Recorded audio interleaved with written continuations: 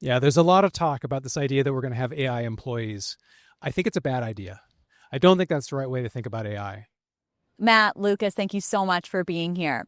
Matt, this first question is for you. There's so much conversation around AI, but are organizations really unlocking value? Yeah, it's a great question.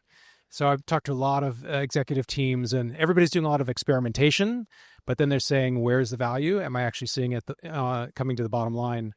The answer is yes. There is a lot of value being created, but we're still very early. And so organizations need to move from small experiments to really focusing on what are big initiatives, what are the few big rocks that they can focus on that are really going to create value. And we're absolutely seeing that value, and it's only going to increase over the next couple of years.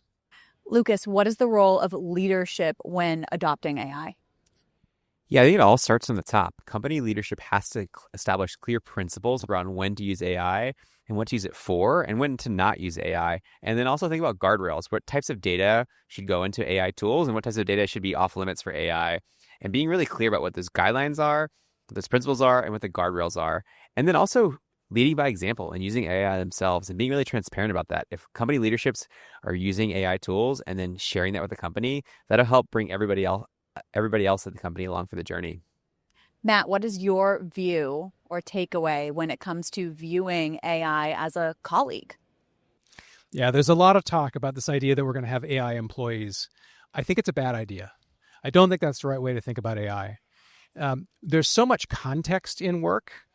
As humans, we understand what needs to be done. We have relationships with our colleagues. We have political capital. AI doesn't have that.